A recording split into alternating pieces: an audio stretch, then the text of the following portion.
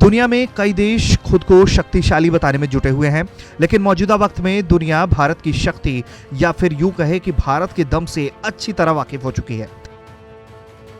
और यही वजह है कि जिस चीन ने कल तक भारत के खिलाफ साजिशों का जाल बिछा रखा था, वो अब मजबूरन भारत की तारीफ कर रहा है। जी हां, ये खबर 100% सच है। दरअसल भारत ने पहली बार एससीओ बैठक की मेजबानी की और इस मेजबानी से खुश होकर चीन की ओर से भारत की सराहना की गई। चीन ने कहा, सभी सदस्य देशों ने बैठक के परिणामों के बारे में खुलकर बात की और सम्मेलन के आयोजन के लिए भारत की प्रशंसा की। हालांकि भारत पूरी तरह से अलर्ट है, क्योंकि भारत को पता है चीन दो मुँहे सांप से भी गया गुजरा है। वो कहता कुछ है और करता कुछ है। भारत 2017 में इस 8 सदस्यीय समूह एससीओ में शामिल हुआ था और यह पहली बार है जब भारत ने शंघाई सहयोग संगठन के शासन प्रमुखों की बैठक की मेजबानी की। इस बैठक में भारत का प्रतिनिधित्व उपराष्ट्रपति एम वेंकैया नायडू ने किया, तो वहीं चीन का प्रतिनिधित्व चीनी प्रधानमंत्री ली ने किया।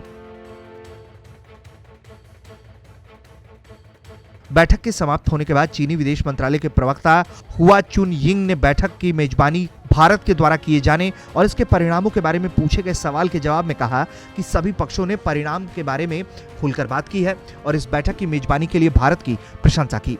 भारत ने पहली बार शासन प्रमुखों की परिषद की बैठक की मेजबानी की।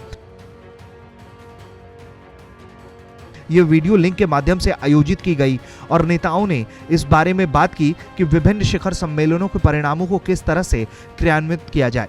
उन्होंने इस बारे में भी बात की कि विभिन्न क्षेत्रों में सहयोग को कैसे मजबूत किया जाए और उनके बीच कई मुद्दों पर सर्वसम्मति बनी। चुनिंग ने कहा है कि एससीओ को आगे बढ़ाने के लिए चीन भारत और अन्य सदस्यों के साथ मिलकर काम करने को तैयार है। यह पहली बार नहीं है कि चीन ने एलएसी पर तनातनी के बीच भारत की तारीफ की है। इससे पहले भी कई बार वो भारत की तारीफ कर चुका है।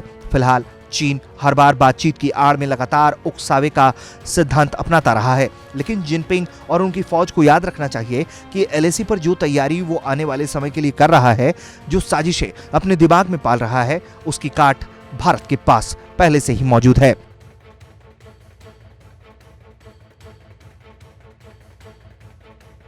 अगर वो अब कोई भी हिमाकत करेगा तो उसकी सातों पीढ़ियों को खमियाजा भुगतना पड़ सकता है।